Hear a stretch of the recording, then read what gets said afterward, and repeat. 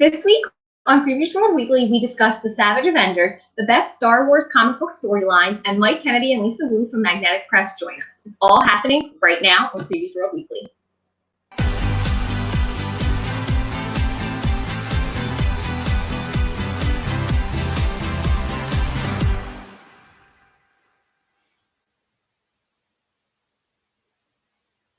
What's up, Previews World? It's Wednesday. Every day is new comic book day in quarantine land. And welcome to Previews World Weekly. Previews World Weekly. I'm one of your hosts. I'm one of your hosts, Troy Jeffrey Allen. I'm the other host, Ashton Greenwood. And a.k.a. the Duchess of Free Comic Book Day. I always say just my name and then sit here, and then you look at me and I'm like, I'm supposed to say something about Free Comic Book Day. There you go. Actually, you have an opportunity. You're going to have an opportunity soon to say something about Free Comic Book Day, because I was going to use this as a segue. Free Comic Book Day was supposed to be this weekend, correct? Was. Yeah, and so, some sad faces, a lot of sad faces, actually, because I know it's an industry-wide event. But just to reiterate to people, what is the current situation with Free Comic Book Day in this post-coronavirus reality that we're in, where we can't go to comic book stores on the first Saturday of May? Right. So the event is postponed. It is absolutely not canceled at all. I wish people would get that out of their head. That's not the reality.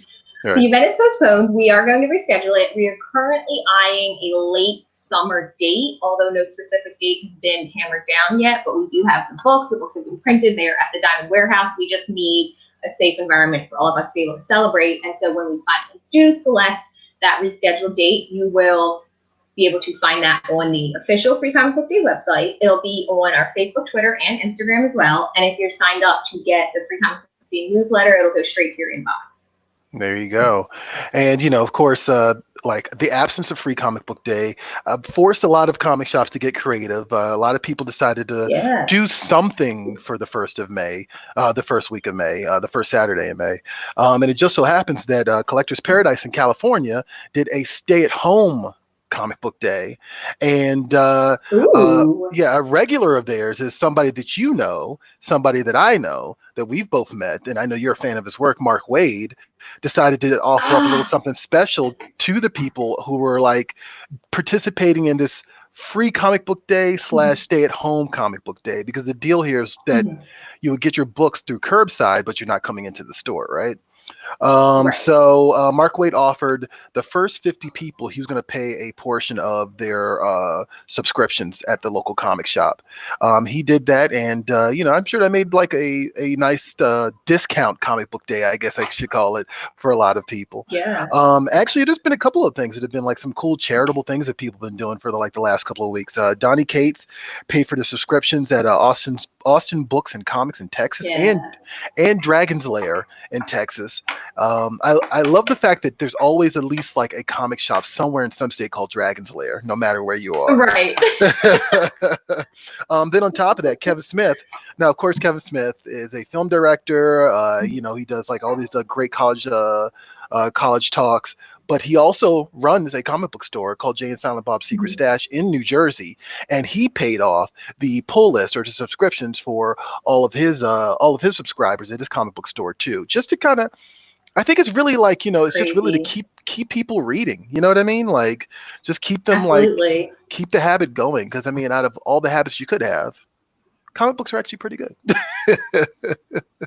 So I would say so. So yeah, so saith Troy, so saith the Duchess of Free Comic Book Day. Must be true. I actually also should point out one more other charitable thing that's going on is Disney and by osmosis, of course, Marvel are selling masks. And they've got these cool little Disney.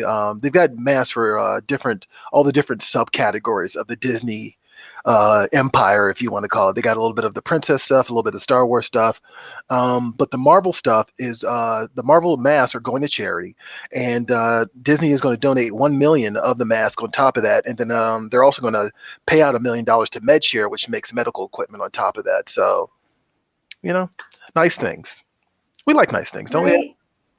We do. We do, of course we do. And you know what? Let's talk about some more nice things. How about we're gonna have you mentioned earlier in the show, we're gonna have a special guest join us, Mike Kennedy and Lisa Wu. So they're gonna jump in here in a second. But let's get to comics in quarantine.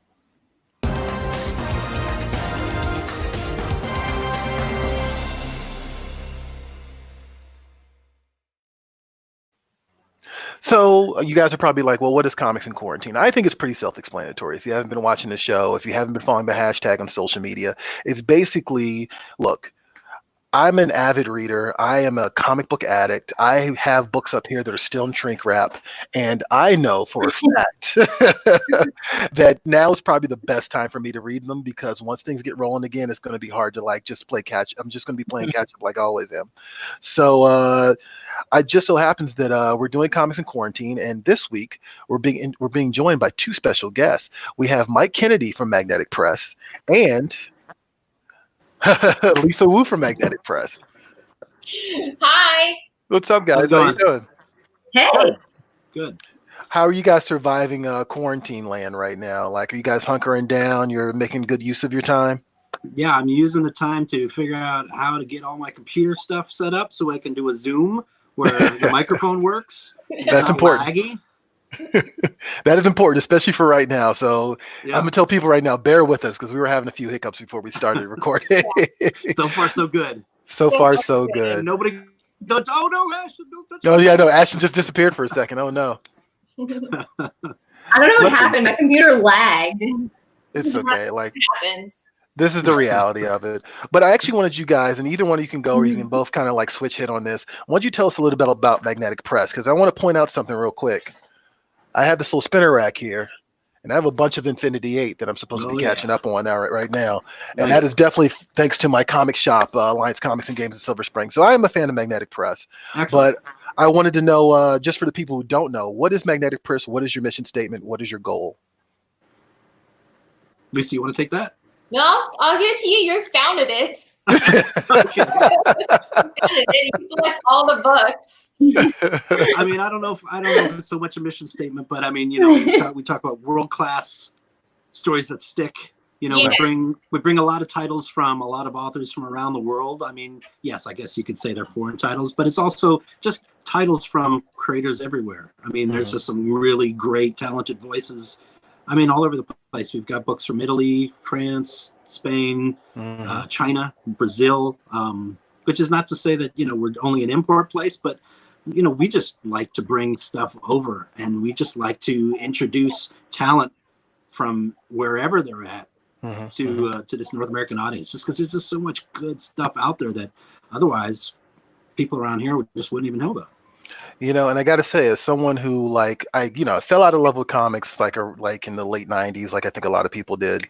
And then the reason I came back is because I discovered the British invasion, you know? Yeah.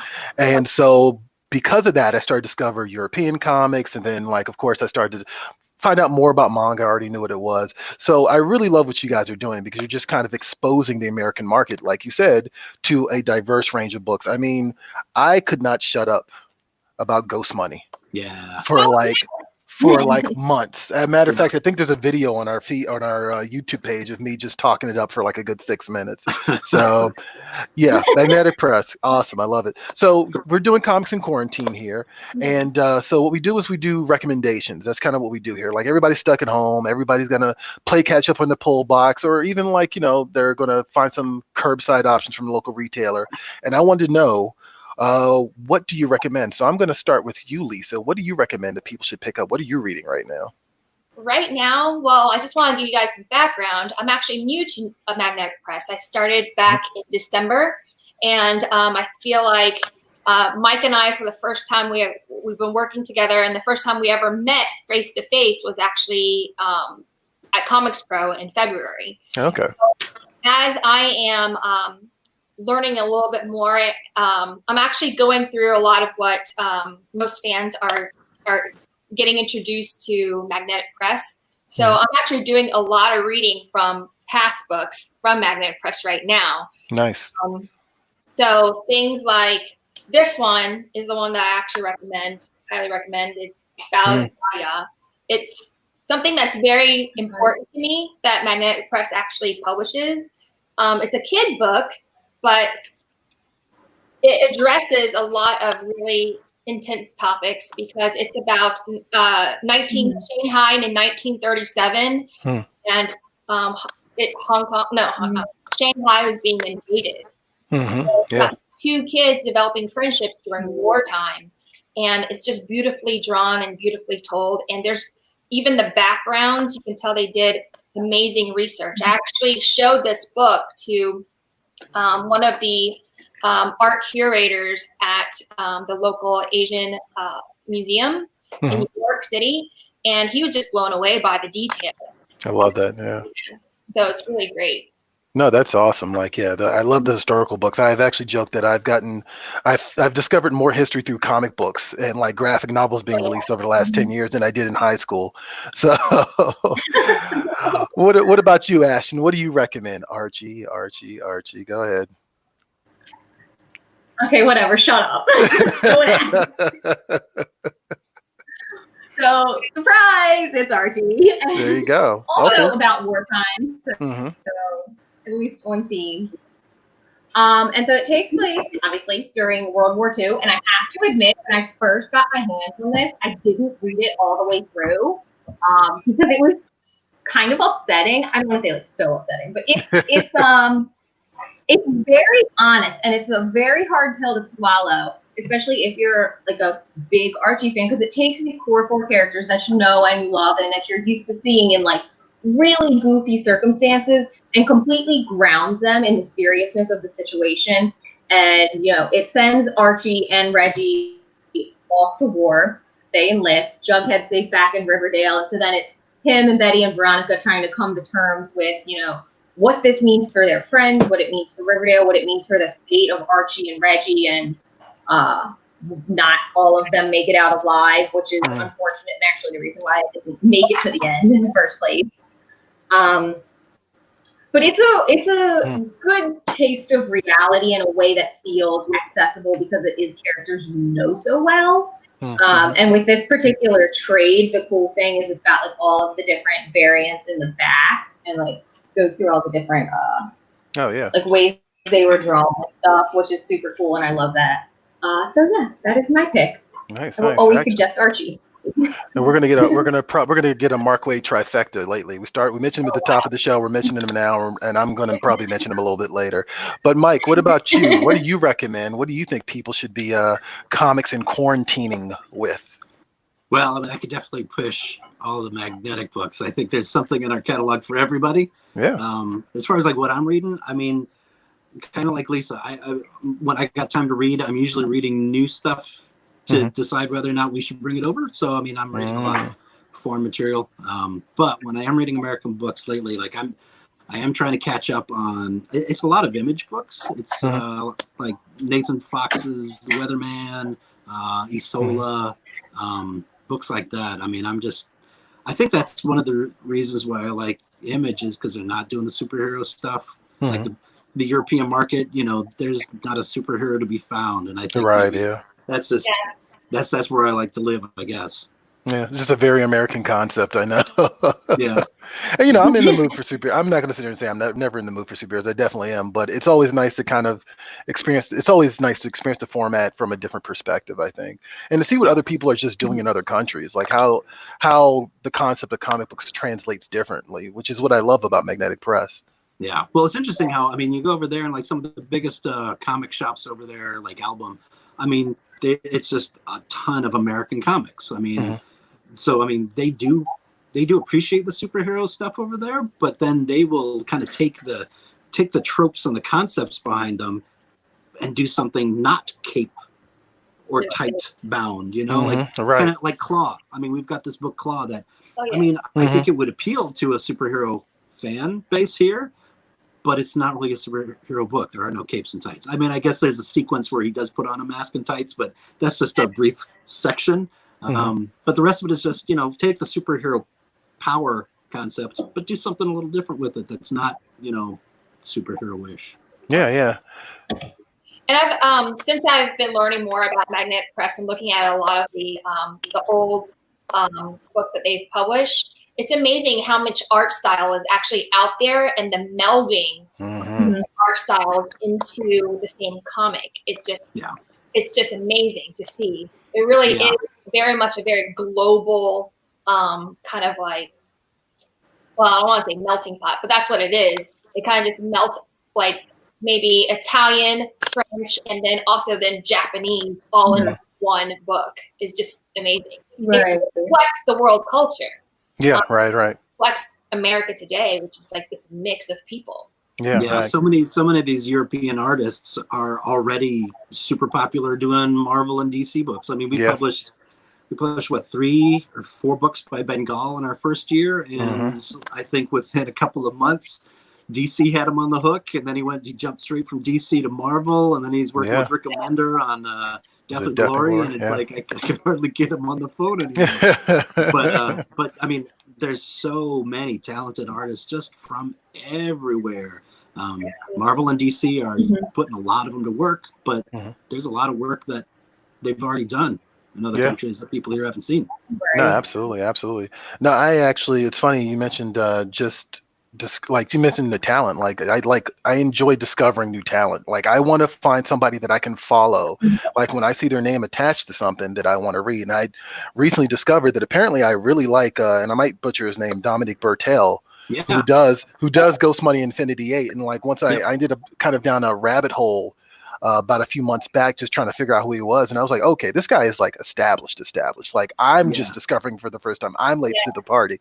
So, and we've got another of his books coming up pretty soon in October. Okay, awesome. Can you tell us what it is or not yet? Actually, because I think it might have already made I think we showed it. It's a book called Paris 2119. Okay. It's a one-shot. It's about 88 pages. It's written by a superstar writer in France. He's not as known here, but this guy named Zepp. Okay. But it's kind of like a Blade Runner meets Black Mirror type of story. It's just, like I said, it's a one-shot, about 88 pages, but it's beautiful. I mean, like I said, his artwork is, it's great as it is, but I mean, they really tried to capture that. Oh, wow. Look at that. Kind of classic. Yeah, that kind of the classic French sci-fi. I mean, this is really. It is very French. Wow. But it's French in a very good way. Right. No, I love that. It's gorgeous, though. The art's insane. Oh, wow. I'm going to sit here and just gawk at the art from now. No, I love it. But that's the kind of thing that we wanted to do. And that was actually, if you talk about kind of a mission statement for Magnetic, that was one of the things we started out trying to establish at the very beginning, which is we don't want to just put out, hey, here's a cool book and it's by this artist, and hey, here's another cool book by another artist. We want to be the home for these particular artists. Like we've put out 4 or 5 books by Tony Sandoval. Like I said, we've done 4 or 5 projects with Bengal and JD Morvan, and like we kind of want to be the home for these artists and authors. So like if you're like, I want another book by Ramon Bertolucci, the Love Guys, it's like, well, let's check out Magnetic Press, because they're probably the first ones to have it. Right. Yeah. No, I love it. Absolutely love it. I'm going to get away with murder here because, like, technically, I already mentioned like 2 books that I'm recommending. But my intentional recommend this week is actually Savage Avengers. I was sitting on this for a couple months. I was like, was in my pull box, and I was like, okay, let me get it out. I got all 7 issues out of my comic shop right before the coronavirus thing went full tilt, and it's just cool. And I mean, here's the thing. Like, if you look at that first cover, it's the Savage Avengers. It's Brother Voodoo. It's Elektra. It's Punisher. It's Wolverine. It's Venom. But here's the clincher. It's Conan the Barbarian. And like I'm one of those people, like when I was a kid, you couldn't get me to read a lot of things, but comics, and Robert E. Howard was one of them, definitely Conan. And so it's just cool to see them integrating him into the Marvel universe. Marvel promised that they were, and like at first I know a lot of people were like, well, that's just dumb, but it actually really works really well and it makes it a lot of fun. In particular, I wanted to point out issue number 6, because they do a really cool thing where it's basically Conan and Frank Castle, a.k.a. the Punisher, just fighting for their lives inside the Savage Land, and they just kind of bro up. Like they just bro down, they just hang out. They they're skinning animals and wearing their flesh to survive the cold. They are bonding, and it is the weirdest thing, but it's also really, really cool. It also has this great artwork by Kim Jacinto. So yeah, I think that issue alone just made the trek to get to the issue 6 worth it, because it was just like, this is something cool that I never thought I'd see before. So Savage Avengers is my recommend this week. Does Conan and Frank Castle, did they debate what is best in life? They don't, but they should have. They should. But I am constantly amused at, like, first of all, Conan's historic disdain for Crom, and him explaining Crom to Frank Castle and why, and Frank Castle kind of understanding, because Frank Castle's seen a lot of horrible things in his life. So he's like, yeah, this Crom guy, I want to meet him face to face and spit in his eye. So Yeah. So yeah, it's a lot of fun. Yeah, it's a lot of fun. But yeah, definitely check all of these titles out. You know, the 50 I mentioned, and the 3 that Mike and Ashton and Lisa mentioned. And you guys want to join us for a little Star Wars talk during Social Swamp? Sure. All right, cool. Here we go. It's Social Swamp time.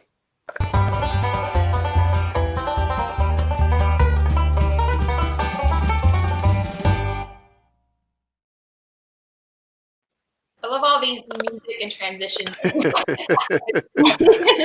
Shout out to Johnny. He works hard on them. So, Ashton, what is this week's Social Swamp? Oh, I thought Johnny was popping in to say something. So this week's Social Swamp, right?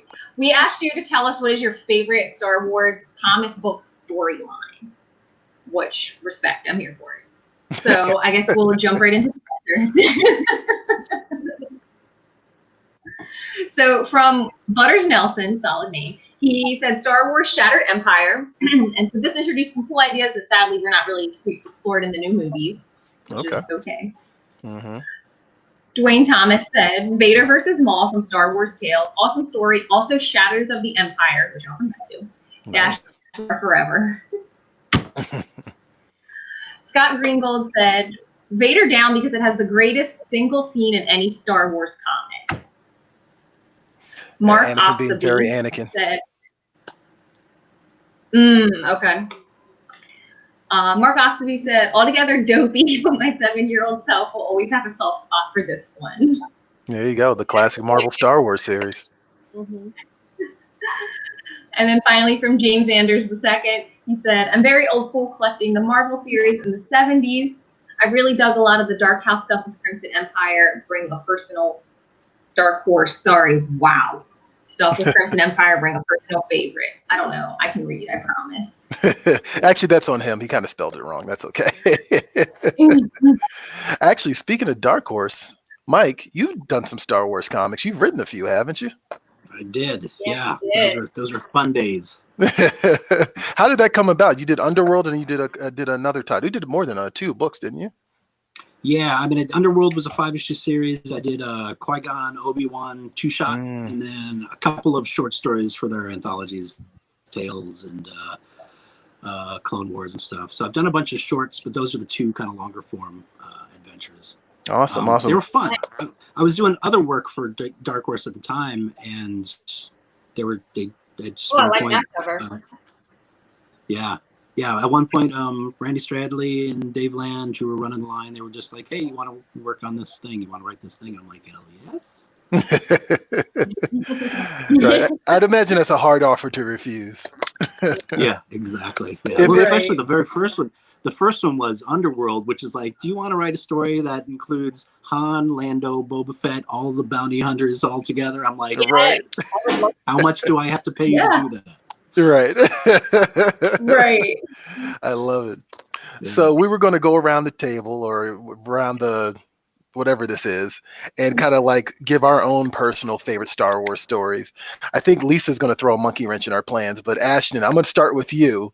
Do you have a personal favorite Star Wars comic? I know this is I know you love 2 things, Archie and Star Wars. So right. So surprisingly, actually, I don't read a ton of Star Wars comics, but I do have like answers here. My brain is occupied by Archie like at all times.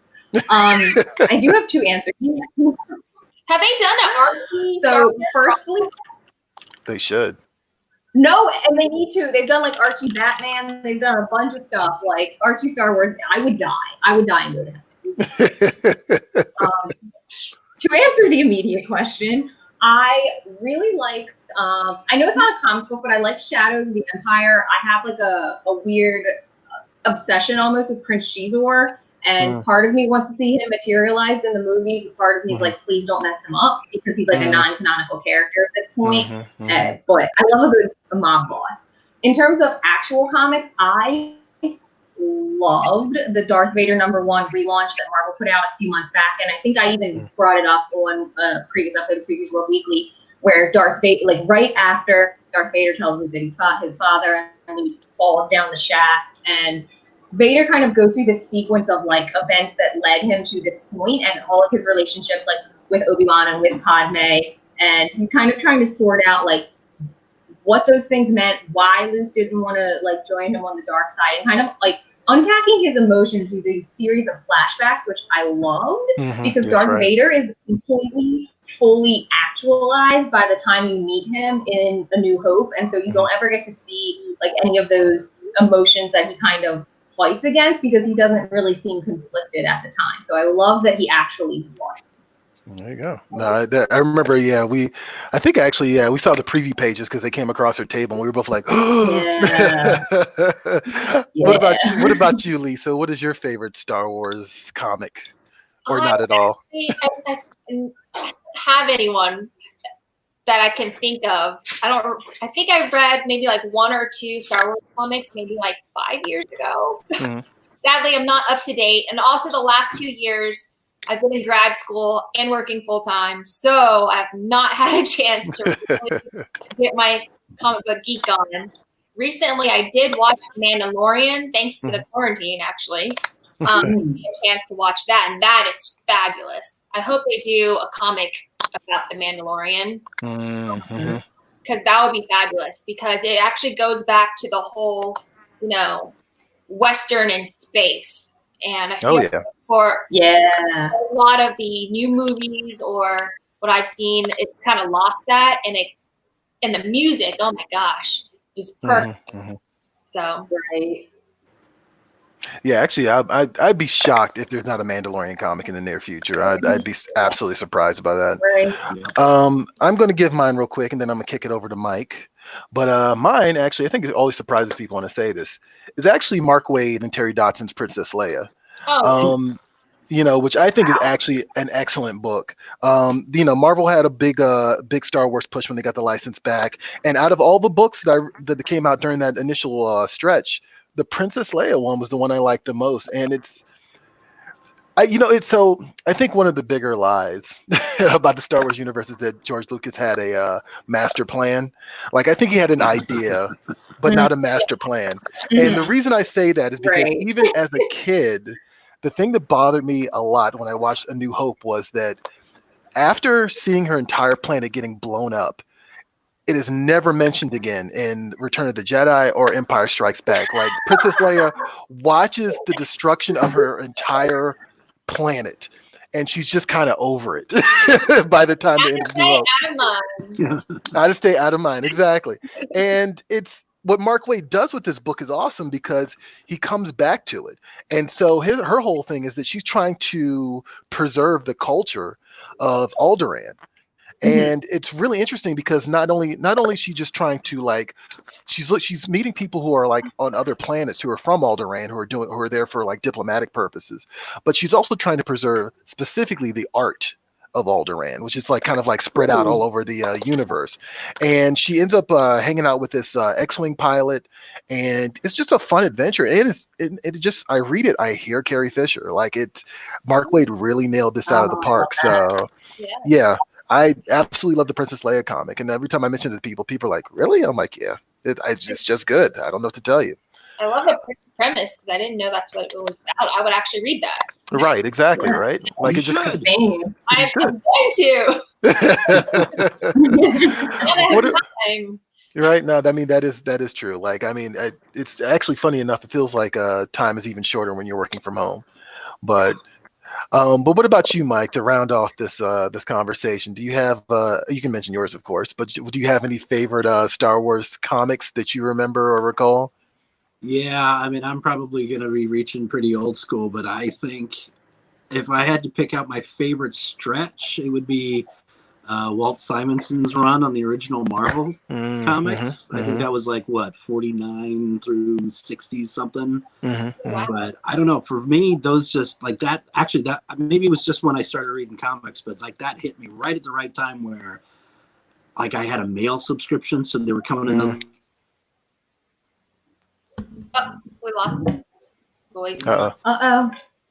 Yeah, those are just great. And I mean, that's he was using the favorite characters. I mean, Lando went back to Bespin, and anybody who knows me knows I have a soft spot for Lando. I've got a whole shrine of every single Lando figure that's ever been made. Oh, really? Yeah, like I mean, that was the best part of working on Underworld was this. I got to write Lando. That's awesome, actually. But yeah, those are those are still the best in my opinion. I mean, they've done a ton of great stuff since then. I mean, I most of what Dark Horse was doing, I was a huge fan of. But if I were to pick like what's the single crystallized memory, it would probably be those Simonson. Yeah. Actually, we took this question to Free Comic Book Day's Facebook page, and like there were a lot of people that you're not alone. Trust me, like a lot of people loved the Howard Chaykin stuff, the Walter Simonson stuff, that entire early era of Star Wars comics. So awesome. Yeah, they did some goofy stuff at the beginning with like Jackson, right? And whatnot, but it got a little more grounded, like right around when they got into their Empire Strikes Back edition. Yeah, I think that's when things started to kind of get back to reality. Right. Yeah. I don't know. I kind of want Jackson to be canon at this point. I dare somebody at Disney to work him in. Oh, if they put him in The Mandalorian, that would be brilliant. That would be brilliant. That would be great. Just this giant green bunny. I would love that, actually. All CG, but I can see it now. I mean, I can see it. CG, I can see it. I can totally see that. Yeah. So, any upcoming things that people should keep an eye out from Magnetic Press? Anything that you guys want to shout out? Either one of you can go. You can both go at the same time. Well, not at the same time. That wouldn't make any sense. I'll point out the stuff that's hitting shelves first, and then Lisa can pick up on the stuff that's going to be in previews this month. So, so now that Diamond's going to be fulfilling over the next couple of months again, we've got I don't know, like 6 books already in the queue, so they'll be trickling out, between May through June. And I think some of the first ones you've got are, actually Gen Pet. Oh, I don't have a copy of Gen Pet here. Gen Pet is really good. There we go. That'll be one of the first new titles to hit at the end of May. And then the new volume of Claw, Volume 3, which, yes, it's a 3rd volume, but that doesn't mean you can't pick up and start with it. Yeah. And if you like what's in 3, just go back and read 1 and 2. I mean, they're like seasons of a show, so you can pick up a new season and move on. Nice. Yeah. The artwork on that is great. Yeah, Joel Jurian is amazing. I think people will really like that. There's just so much to sink your teeth into, no pun intended. But then we also got, so this is a new one that's going to be coming out in July called Gunlands. This is like just a totally gonzo Western with dinosaurs and robots and skulls that give people magical powers. It's bonkers, but it's awesome. So that'll be coming out in July. The 7th volume of Infinity 8 will be coming out. I think that's either late June or July. And that's 7 of 8. Answers are slowly revealed leading up to the final volume. Okay, so it's like, okay, so 8 will be the final volume. Actually, I'm invested in this because I'm actually reading the comic right now. Yes. So, okay. And if as invested as you probably are, you're going to want to pick up 7 because this is where suddenly puzzle pieces fall into place. Oh, okay. And then 8 is when everything just falls apart. All right, cool. Miles Roll Volume 3 will be coming out. I think that's coming out in June. Okay. And that's a really fun series. It's a middle grade series, especially if you like Miyazaki's style fantasy and whatnot. This one I'm really excited about. Streamliner. This is kind of a rockabilly high speed. It's the race of the century. It's all of these racers from around the country get together to decide who's going to be the gang boss. Okay. But just it's anti-heroes and FBI agents and television studios and just crashes and motorcycles and World War II bombers. It's crazy, but it's great. Love it. It really is crazy. And Mike recently showed me, we're not ready to debut it yet, with Streamliner's trailer that he created, and it's like, ooh, it feels like a Quentin Tarantino film. Awesome. Music and everything that he put together. I mean, even with his description of what the book is about, it is a Quentin Tarantino movie, and you can see the regular cast that Quentin Tarantino would put into this particular book. It's really great. It's like a Russ Meyer film directed by Quentin Tarantino. So it's all those, the leather chicks and the switchblades and all that type of stuff. But it's super fun. The classic cars too. Mm-hmm. Yeah, it's really awesome. Okay, see, that's someone who loves exploitation films. That sounds like it's up my alley, so I'm going to definitely be checking that out. And then the last one that we got coming out, this will be out by the end of July, is Mr. Invincible, and it's for middle grade, but it's like comic strip type stories. But the cool thing is he's the world's the world's only real comic book superhero, because he actually uses the panels he can step out of the panels of the comic to affect the story. So it's he can affect space and time by reaching outside of the panels. And so that's awesome. It's super fun. I mean, I love that.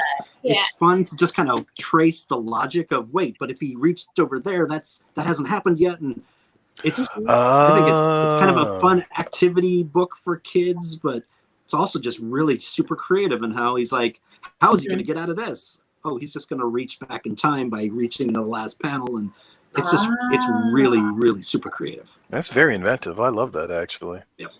Yeah. Yep. So all of those should be on. Oh, go ahead. All those should be on shelves by July, and then we are getting ready for, in the new issue of previews, we've got a couple new titles that Lisa can talk about. Yes, so really quick about Mr. Invincible. It's so much fun. It reminds me when I was a little kid reading things like Calvin and Hobbes. So much fun, smile, especially with nowadays everything's quite dreary. So to read something like Mr. Invincible just lightens up the mood and makes you happy. So we have two titles that actually are coming out in the new previews. One of them is called The Adoption. I'm very excited about this particular book. As I was flipping through and reading this, it made me feel like the feeling that you get from coming home after a very long time, like the comfort of being at home. And the art is fabulous. Yeah. And it's about a retired guy whose life gets kind of turned upside down when his son and his daughter-in-law decides to adopt this little orphan girl from Peru. And his world changes and his perspective changes quite a bit. It just reminds me of, being with somebody that you respect and you watch, like they're set in their ways normally, but then it changes. And there's a few parts of it that makes me kind of laugh because it's such a real world slice of life material. There's this little short, tiny scene, and it's so subtly done that, they're probably in their 60s or 70s. And you see the older couple get a little frisky. It's so subtle. And you're just like, that's great. I'm so glad they still have an impact. I'm so happy for them. Love that for them. A bunch of these books, they will make, they put a lump in my throat as I'm reading them. I could be glad to do that. This book, it could make you cry. My wife cried when she first read it. Yeah. So oh, wow. It's touching, but it's also funny. It's very, it's just a real story about real people. Just because the protagonists happen to be, like you said, in their 70s, doesn't make it any less interesting of a story. The story's about the old man really kind of learning how to be a father. Because in the course of the story, he realized he was never really much of a father to his actual son. But now he's got to become a grandfather to this 4-year-old who doesn't even speak his language. And it's super touching and really fun. And it reminds you of so many different people in your life. It's just, you're like, oh, I know somebody like that. It's great. And the other title is Irena, Volume 2. Volume 2 is coming out in August, and then in October, Volume 3 is coming out. I have Volume 1 in front of me right here. Nice. Beautiful hardcover. It's based off of a real person. Arena. I can't pronounce her last name. How do you pronounce her? Sendaloa? Yes. As a real person who actually was a nurse during World War II and saved like over 250 children from 2,500. 2,500. Sorry. Yeah. 2,500 from, in a camp. So it's pretty amazing. I'm learning. If you love history stuff, history comics or graphic novels, this is the one. And it does it in a way that, it touches on the terrible things about World War II, what they did to, their citizens. And, but it's not in a way that's completely frightening especially for kids. And you learn so much from it, I think it's a very powerful book for sure. No, awesome. Definitely. It balances out some very heavy topics, but it does it in a way that's visually easily digested. So I mean, it's kind of like Mouse in that sense, and that it's definitely a heavy story, but the fact that it's kind of a little more cartoony just makes it a little more easier to more digestible. But it's a really powerful story, and the fact that it's all true is just astounding. I love it. No, and you guys, your entire line runs the gamut. Like I've made my home in action and sci-fi, but I've also read stuff like Jazz Maynard, and I'm actually looking forward to a lot of the books that you guys have mentioned already. And actually, I'm looking forward to the ones that I maybe wouldn't be considered the audience for, just to try something new. So cool.